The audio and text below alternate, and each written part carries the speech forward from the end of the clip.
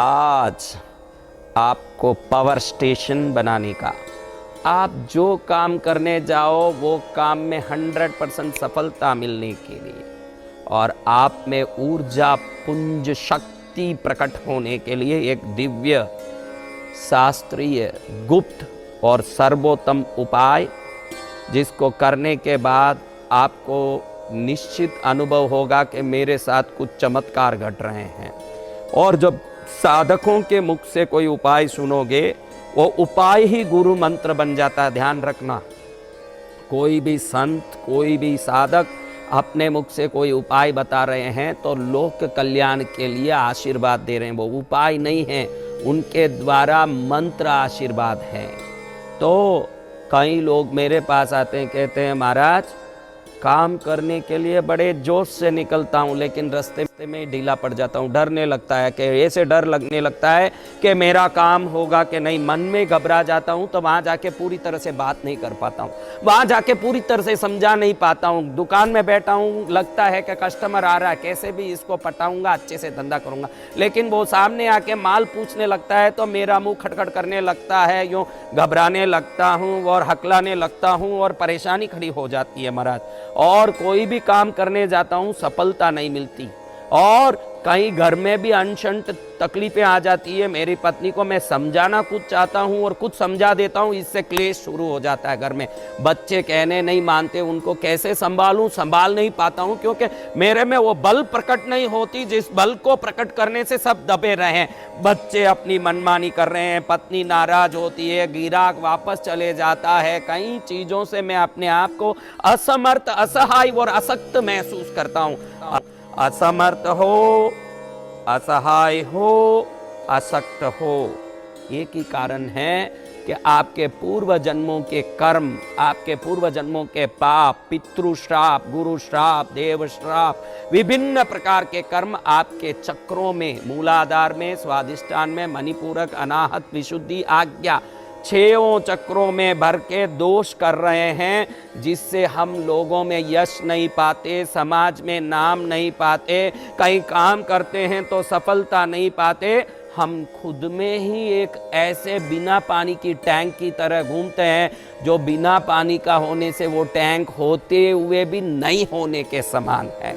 अगर ऐसा कुछ है तो उसके लिए एक उपाय है, जो अनंत जन्मों के कर्मों से चक्रों में जो दूषण भर गया है, हम शक्तिहीन महसूस करते हैं, एनर्जी लेस महसूस करते हैं, असहाय महसूस करते हैं, हेल्पलेस महसूस करते हैं।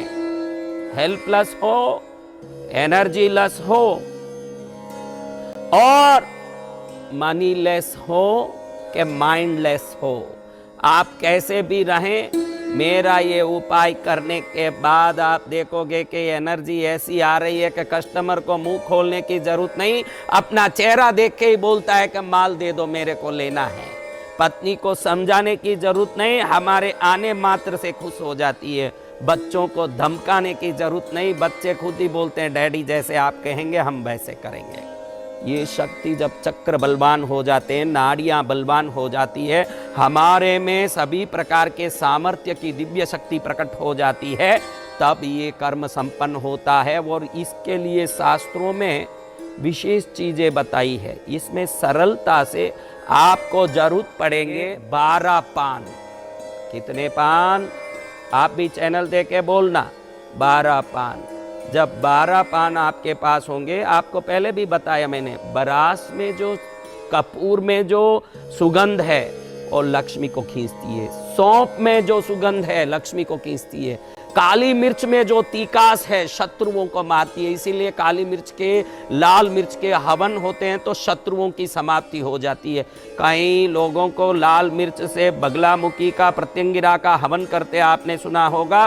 काली मिर्च का तीखा सभी शत्रुओं का नाश कर देता है। सरसों राई का हवन सत्यानाश कर देता है, क्योंकि सरसों में वो तीखास होता है। तीखी चीजें दोष नाशक, सुगंधी चीजें लक्ष्मी के आकर्षक हैं। बरास हो, सौंफ हो, इलायची हो, बरास, सौंफ, इलायची इकट्ठा करके एक छोटा सा पोटला बांध के घर में गले में रख दोगे, लक्ष्मी को खींचने लगेगा। सुगंधी चीजें जितनी भी हैं, भले वो तेज पत्ती हो, कोई भी, ये सब लक्ष्मी को खींचते हैं।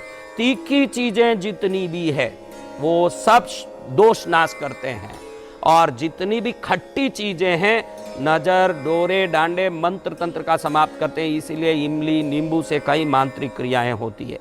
आज आपको करना कुछ नहीं, अमावस्या का दिन हो, जिस समय आप कर रहे हो उस समय अमावस्या चलनी चाहिए। कई बार तो क्या हम अमावस्या बोलते हैं, वो सुबह ही सूर्योदय के समय ही रहता है, बाद में दोपहर में ही खत्म हो जाता है, लेकिन हम उसको अमावस्या बोलते हैं। वैसे नहीं, शाम के समय अमावस्या चल रही हो, वो भले ही चतुर्दशी के दिन शाम को भी अमावस्या चालू हुई हो, जब अमावस्या चल रही हो, रात में 10 बज चुकी हो, 12 बजे के पहले 6 पान लें, डंडी वाले 6 पान लिया।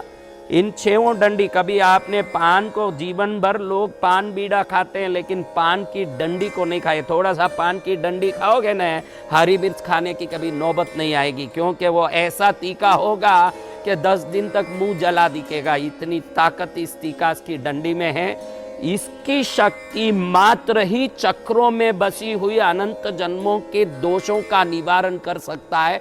इसका गुप्त उल्लेख कई प्राचीन दुर्लभ शास्त्रों में है, और हमारी परंपरा में हम जब हिमालय में रहे, विंध्याचल में रहे, काशी में रहे, तो हमने गुप्त हमारे तंत्र शास्त्रों के गुरुओं से सीखा कि इसकी डंडी में जो ताकत है, संसार में उतनी ताकत पुलिस के हाथ की डंडी में भी नहीं है।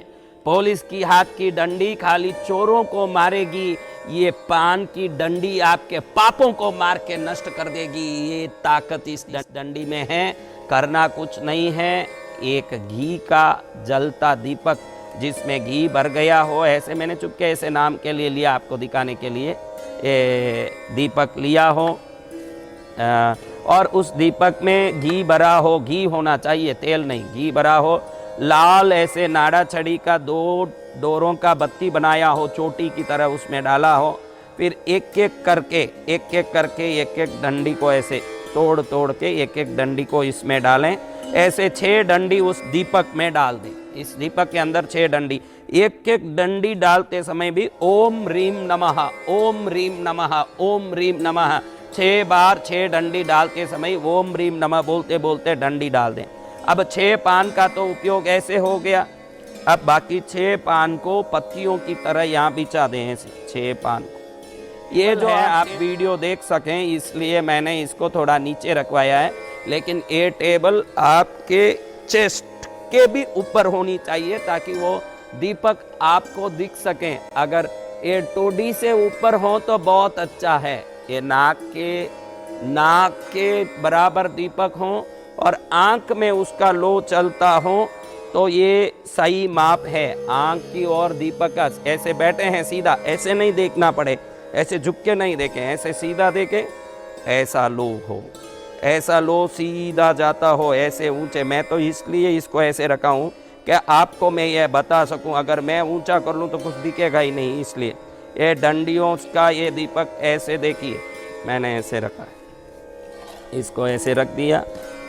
ओम ह्रीम नमः, ओम ह्रीम नमः 6 बार बोल के 6 पान की सिर्फ डंडियाँ दीपक में डाल दी। वो 6 डंडियाँ दीपक में है, घी वाली दीपक थोड़ा सा बड़ा हो ताकि 6 डंडी उसमें गिर सके। मैं तो ये आपको बताने के लिए लिया हूँ। उस पर यहाँ ये दीपक रख दें, बड़ा आपका दीपक होगा, सीधा बैठ जाएगा।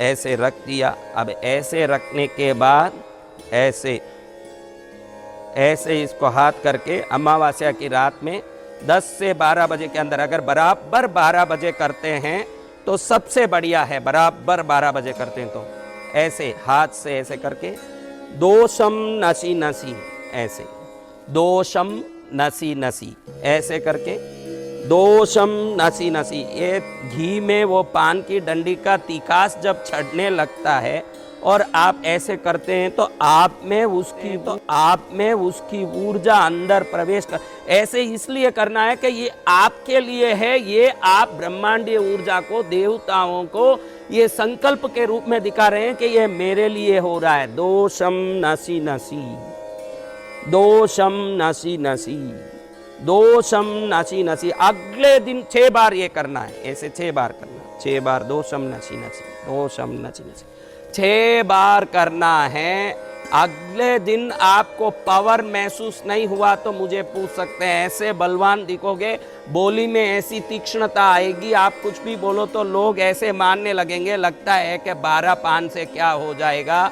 आप ध्यान रखना, जब विधि सटीक होती है, शास्त्रीय होती है और साधक की बताई हुई होती है और आप में भी पूरी विश्वास और भक्ति हो जाती है, तो आपका विश्वास और भक्ति, मेरी शक्ति और मेरी सटीक ज्ञान चारों जब मिल जाते हैं, 4 वेद की तरह वो काम करने लगे और संसार की हर शक्ति को खींच के आपके चरण में डालने लगे।